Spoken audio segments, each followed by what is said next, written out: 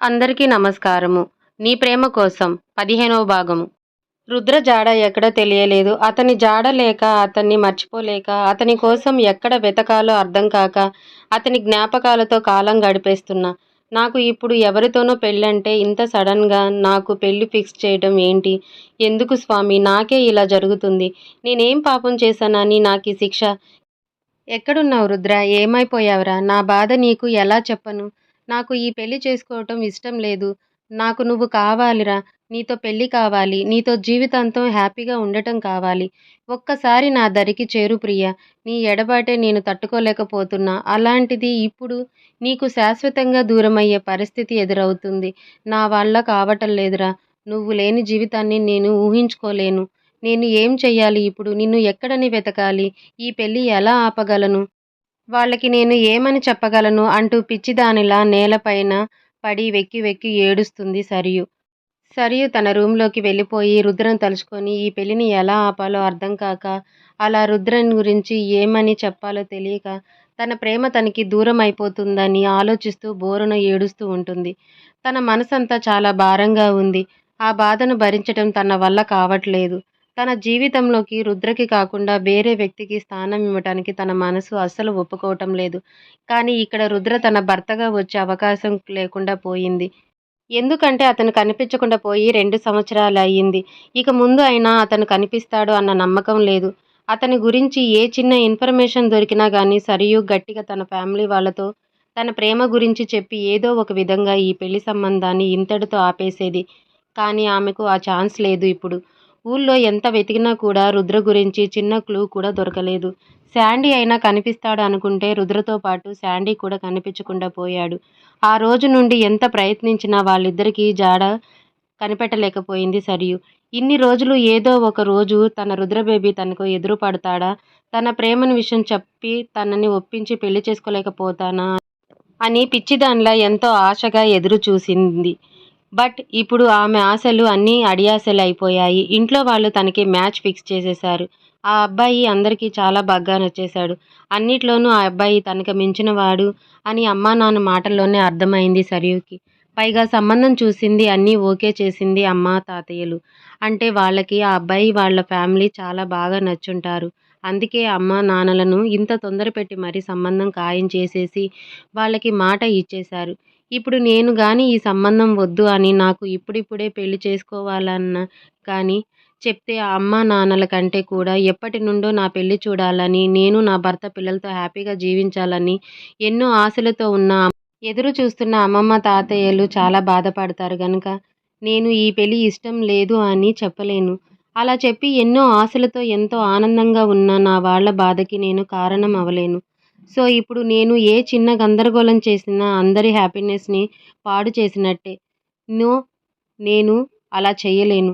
నేను పుట్టినప్పటి నుండి ఈ రోజు వరకు అమ్మా, నాన్న, అమ్మమ్మ, తాతయ్య ప్రతి ఒక్కరూ ప్రతి క్షణం నా మంచి కోసమే ఆలోచిస్తూ, నాకు ఏది ఇష్టమో ఏది అడగకుండానే ప్రతీదీ తెచ్చి నా ముందు పెట్టి నా ఆనందంలో వాళ్ళ ఆనందాన్ని వెతుక్కున్నారు. ఒక్కసారి కూడా నాకు ఇష్టం లేని పని చేయలేదు. ఏ రోజు నన్ను అడగకుండా, నా ఇష్టం తెలుసుకోకుండా వాళ్ళ సొంత ఇష్టాలని నాపై రుద్దాలని చూడలేదు. రీసెంట్‌గా కూడా వాళ్ళకి నేను దూరంగా వెళ్ళటం ఏ ఒక్కరికి ఇష్టం లేకున్నా కూడా, నేను చదువుకోవాలి అని, అది కూడా ఢిల్లీలోనే చదవాలని ఒక్క మాట చెప్పానో లేదో, వాళ్ళ ఇష్టాల్ని పక్కన పెట్టి నా కోసం, నా సంతోషం కోసం ఆలోచించి, ఈ 2 ఏళ్ళు వాళ్ళకి దూరంగా అక్కడ చదువుకునేందుకు ఒప్పుకున్నారు. అలాంటిది ఎప్పుడు నా గురించి ఆలోచించే నా వాళ్ళ కోసం నేను ఏమి చేయలేనా? వాళ్ళిచ్చిన మాటని నేను నిలబెట్టలేనా? వాళ్ళు నాపై పెట్టుకున్న నమ్మకాన్ని నేను కాపాడుకోలేనా? కాపాడుకుంటాను. నా వాళ్ళ కోసం నేను ఏమైనా చేస్తాను. నాకు ఎంత కష్టమైనా సరే, నా వాళ్ళు సంతోషంగా ఉంటారంటే, ఆ కష్టాన్ని కూడా ఇష్టంగా భరిస్తాను. నేను ఈ పెళ్లి చేసుకుంటాను. నా మేలు కోరుకునే నా వాళ్ళందరికీ నచ్చిన అబ్బాయినే నేను పెళ్లి చేసుకుంటాను. రేపు పొద్దున్నే అమ్మ వాళ్ళకి నాకు ఈ పెళ్లి ఇష్టమే, మీకు నచ్చిన అబ్బాయినే పెళ్లి చేసుకుంటాను అని చెప్పేస్తాను అంటూ కళ్ళ నుండి కన్నీళ్లు జలపాతంలా కారిపోతున్నా వాటిని తుడుచుకోవటం కూడా మరీ మరిచి ఏదో శూన్యంలోకి చూస్తూ తనలో తాను మాట్లాడుకుంటూ ఉంది సరియు. కొద్దిసేపు అలా శూన్యంలో ఉండిపోయి అంతలోనే రుద్ర తన కళ్ళెదురుగా కనిపించినట్లయింది. కన్నీళ్లతో వాడిపోయిన మొహంలో చిన్న వెలుగు వచ్చి చేరగా ఒక్క ఉదుటున పైకి లేచి రుద్ర దగ్గరికి పరిగెత్తుకుంటూ వెళ్ళి అతని ఒళ్ళంతా తడిమేస్తూ, "వచ్చావా బేబీ, నా కోసం వచ్చేశావా? ఎలా ఉన్నావు బేబీ? ఏమైపోయావు ఇన్ని రోజులు? ఎక్కడికి వెళ్ళిపోయావు నన్ను వదిలేసి? ఎందుకు వెళ్ళిపోయావు బేబీ నాకు దూరంగా? నువ్వు నాకు దూరంగా వెళ్ళిన రోజు నుండి ఈ రోజు వరకు నేను ఎంత నరకయాతన అనుభవిస్తున్నానో తెలుసా బేబీ? నీకు అనుక్షణం నీ కోసం, నీ ప్రేమ కోసం వెర్రిదానిలా ఎదురు చూస్తున్నా బేబీ. నీకు ఇన్ని రోజులకి నా పైన దయ కలిగిందా? నా బాధ ఇప్పటికీ నీ గుండె చేరిందా? పర్వాలేదులే, ఇప్పటికైనా నువ్వు నా కోసం తిరిగి వచ్చావు. నాకు అంతే చాలు. నీకు తెలుసా బేబీ, ఇంట్లో వాళ్ళు నాకు వేరే ఎవరితోనో పెళ్లి ఫిక్స్ చేశారు. అది కూడా నాకు చెప్పకుండా. ఆ మాట తెలిసినప్పటి నుండి నా గుండె నీ ఎవరో రంపంతో కోస్తున్నంత బాధగా ఉందిరా. నువ్వు కాకుండా వేరే ఎవరితోనో నా పెళ్లి అంటే ఆ మాట వినటానికి కూడా నా మనసు ఇష్టపడటం లేదు. అలాంటిది నిన్ను కాకుండా వేరే అబ్బాయిని నేను ఎలా పెళ్లి చేసుకోగలను చెప్పు? ఇప్పుడు అవన్నీ ఎందుకులే. నువ్వు వచ్చేశావుగా నా కోసం. ఇప్పుడు నేను అతన్ని పెళ్లి చేసుకోవాల్సిన అవసరం ఏముందిరా? ఇప్పుడే వెళ్ళి అమ్మానాన్నలకి నిన్ను చూపిచ్చి, ఇతన్ని నేను 2 ఏళ్ల నుంచి ప్రాణంగా ప్రేమిస్తున్నా. సో, ఇతన్నే పెళ్లి చేసుకుంటా. మీరు తెచ్చిన అబ్బాయిని నేను చేసుకోలేను అని చెప్పేస్తా అంటూ ఏదేదో మాట్లాడుతూ ఏదో డౌట్ వచ్చిన దానిలా రుద్ర వంక చూస్తూ, అవును బేబీ, అసలు నీకు నేనంటే ఇష్టమేనా? నువ్వు నన్ను పెళ్లి చేసుకుంటావా అని అడుగుతుంది రుద్రని. రుద్ర ఏం మాట్లాడకుండా సరయునే చూస్తూ ఉంటాడు మౌనంగా. దాంతో సరియు ఒకింత ఆవేశంగా, ఎందుకురా ఎప్పుడు ఇలా బొమ్మలా నిలబడి చూస్తుంటావ్? నేను అడిగిన దానికి సమాధానం చెప్పు. నీకు నేనంటే ఇష్టమా? లేదా నీకు నన్ను పెళ్లి చేసుకోవటం ఇష్టమా కాదా? చెప్పు రుద్ర చెప్పు అంటూ రుద్రని పట్టుకొని గట్టిగా ఊపేయటంతో సరియు వెళ్ళి ముందుకు పడుతుంది. ఉన్నట్టుండి తాను అలా పడిపోవటంతో తనకి ఏం అర్థం కాక చిన్నగా పైకి లేచి రుద్ర కోసం చూస్తుంది. అక్కడ రుద్ర ఉంటేగా కనిపించటానికి ఇప్పటివరకు పాప రుద్ర ఉన్నట్టుగా భ్రమపడి మాట్లాడుతూ ఉంటుంది. తను తన కోసం వచ్చాడు అనుకోని ఏదేదో మాట్లాడేసి అతన్ని ఊపేస్తున్నాను అనుకోని తానే వెళ్ళి కింద పడింది.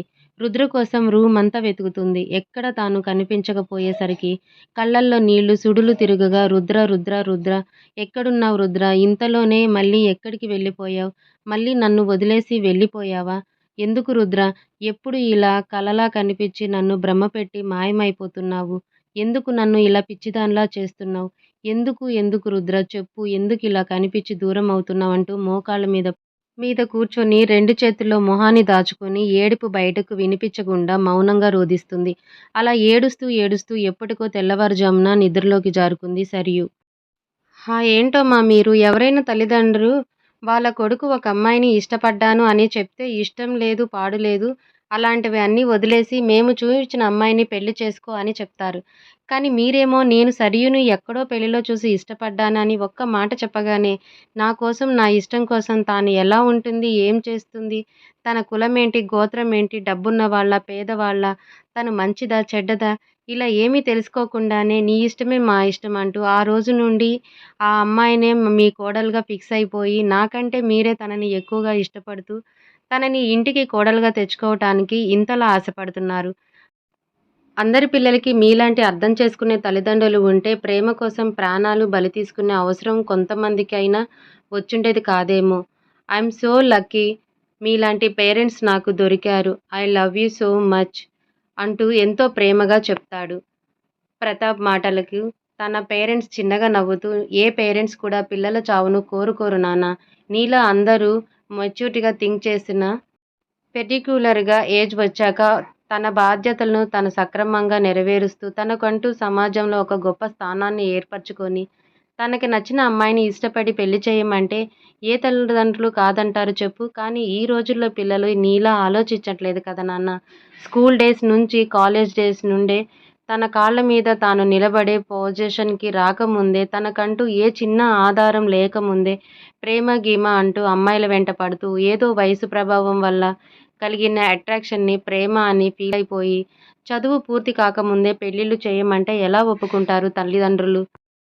జీవితం గురించి ఏం తెలియని పిల్లలకు అలా పేరెంట్స్ ఒప్పుకోలేదని చెప్పి వాళ్ళని మోసం చేసి ఇంట్లో నుండి వెళ్ళిపోయి పెళ్లిళ్లు చేసుకొని జీవించడానికి ఏ ఆధారం లేక ఎన్నో అవస్థలు పడుతున్నారు. పేరెంట్స్ ప్రేమ పెళ్ళిళ్ళకి విరుద్ధం ఏమీ కాదు. కానీ ఏ పని చేసినా ఒక సమయం, సందర్భం ఉండాలిగా. అందుకే ఆ టైం వచ్చే వరకు ఆగమని చెప్తారు. అది మీ పిల్లలకు నచ్చక తల్లిదండ్రులని తప్పుపడుతూ మీ జీవితాలని మీరే పాడు చేసుకుంటున్నారు. కానీ నా కొడుకు అందరిలాంటి వాడు కాదు. తనకి ఎప్పుడు ఏం చేయాలో బాగా తెలుసు. నా కొడుకుపై మాకు ఆ నమ్మకం ఉంది కాబట్టే నువ్వు ఇష్టపడ్డాను అంటే నీ ఇష్టానికి వాల్యూ ఇచ్చి ఈ సంబంధం ఫిక్స్ చేశామంటారు. హా! మీరు సూపర్‌గా చెప్పారు ఆంటీ అంకుల్. మన సార్ గారికి ఎప్పుడు ఏం చేయాలో, ఎవరి దగ్గర ఏం దాయాలో అన్నీ చాలా బాగా తెలుసు. ఏమంటారు? సార్ నేను కరెక్ట్‌గానే చెప్పాను కదా! అంటాడు దీర్ఘం చూస్తూ ప్రతాప్. ఫ్రెండ్స్ కిషన్. కిషన్ అలా అనగానే ప్రతాప్ ఒక్కసారి కిషన్ వంక చూసి అబ్బా! వదలరా బాబు. నువ్వు ఏదో దొంగోడివి చూసినట్టు ఆ చూపేంటి? నేనేం దొంగను కాదు నువ్వలా చూడటానికి. గజ దొంగల్ని సైతం గడగడలాడించే పోలీస్ ఆఫీసర్‌ని. గుర్తుపెట్టుకో అంటాడు. అచ్చా! మీరు పోలీసయితే మరి మేమేంటి సార్? మున్సిపాలిటీలో చెత్త ఏరుకునేవాడినా? అంటాడు చిరుకోపంగా కిషన్. వాళ్ళిద్దరిని అలా చూసిన ప్రతాప్ పేరెంట్స్ ఇద్దరిని చూస్తూ ఏమైందిరా మళ్ళీ మీ ఇద్దరికీ? ఇలా పిల్లి ఎలుకల్లాగా కీచులాడుకుంటున్నారు అని అడగగా, ఏం లేదు మా వాడికి సరియు మేటర్ ముందుగా చెప్పలేదని ఎదవ ఇలా గుస్సా అవుతున్నాడు అని అంతే అంటాడు ప్రతాప్. ఓహో! మరి ఎప్పుడు కలిసే ఉండేవాడికి చెప్పకుండా ఎలా ఉన్నావు నాన్నా? వాడి కోపంలో తప్పులేదులే అంటుంది ప్రతాప్ వాళ్ళమ్మ. కరెక్ట్‌గా చెప్పారాంటీ. ప్రతి అడ్డమైన పనికి వెనకే తిప్పుకుంటాడు గానీ, ఇంత జరిగితే నాకు ఒక్క మాట కూడా చెప్పకుండా నన్ను వెర్రివెంగళప్పని చేశాడు. పేరుకి బెస్ట్ ఫ్రెండ్ అని కలరింగిస్తాడు కానీ, నా దగ్గరే సీక్రెట్స్ మెయింటైన్ చేసి అందరికీ తెలిసిన తర్వాతే మ్యాటర్ నాకు తెలిసేలా చేశాడు. ఎంతైనా సార్ పెద్ద ఆఫీసర్ కదా! మాలాంటి చిన్నవాళ్ళకి చెప్పేదేంటి అనుకొని ఉంటారులే అంటాడు కిషన్ మొహం చిన్నబుచ్చుకుంటూ పెట్టుకొని. తన ఫేస్ చూసిన ప్రతాప్ పేరెంట్స్ కిషన్ చేతిని దగ్గరకు తీసుకుంటూ ఏంటి నాన్న నువ్వు కూడా? వాడు నీ దగ్గరే కూడా చెప్పకుండా దాచాడంటే ఏదో ఒక కారణం ఉండే ఉంటుందిగా చెప్పు. ఎన్నో ఏళ్ల నుండి కలుస్తున్నా నువ్వే వాణ్ణి అర్థం చేసుకోపోతే ఎలా నాన్న అంటూ ఎంతో ప్రేమగా మాట్లాడుతుంది. ఇంతలో ప్రతాప్ హ్యాండ్ వాష్ చేసుకొని వచ్చి ఏంట్రోయ్ బావా పెద్ద పెద్ద మాటలు మాట్లాడుతున్నావ్? ఏదో ఒక విషయం నీ దగ్గర హైడ్ చేశానని నా స్నేహాన్నే అవమానిస్తున్నావా అంటాడు కొంచెం బేస్ వాయిస్‌లో. చూసారా ఆంటీ వీణ్ణి? ఇప్పుడు కూడా చూడండి తప్పు వాడిదే అయినా వాయిస్ రైజ్ చేసి ఎలా భయపడుతున్నాడో వీడు. ఎప్పుడు ఇంతే వీడి పేరులోనే ప్రతాపాన్నంతా నాపైనే చూపిస్తాడు. అరే ఫ్రెండ్ హర్ట్ అయ్యాడు. వాణ్ణి కొంచెం కూల్ చేద్దామని లేదు ఎప్పుడు చూడు దొంగల్ని బెదిరించి భయపెట్టినట్టు నన్ను అలానే బెదిరిస్తాడు. నేను నీతో మాట్లాడను అసలు. ఫుడ్ కూడా తినను. అండ్ హర్ట్ అయ్యానంటూ ప్లేట్‌లో చెయ్యి కడిగేసి విసురుగా వెళ్ళిపోతాడు కిషన్. అలా వెళ్ళటంతో ప్రతాప్ మాత్రం అయ్యో పాపం! వాడిని ఎందుకురా అలా అంటావు? చూడు ఇప్పుడు భోజనం కూడా చేయకుండా ఎలా చెయ్యి కడిగేసుకొని వెళ్ళిపోతున్నాడో ఎలాగలా వాణ్ణి కూల్ చేసి ఫుడ్ తినిపించు.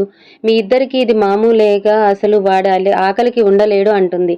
ప్రతాప్ వాళ్ళ అమ్మ మాటలకి నవ్వుతూ అయ్యో అమ్మా నువ్వు మరీ అంతలా ఫీల్ అవ్వకు. ఆ ఈడియట్ ఫుల్‌గా మెక్కేసి ఖాళీ ప్లేట్‌లో హ్యాండ్ వాష్ చేసుకొని ఏదో బిల్డప్ ఇచ్చాడు అంతే. అటు చూడు అంటూ కిషన్ ఖాళీ చేసిన ప్లేట్ వంక చూపిస్తాడు. అది చూసిన ప్రతాప్ పేరెంట్స్ ఇద్దరు నవ్వుకొని మీరు మారరు అనుకుంటారు.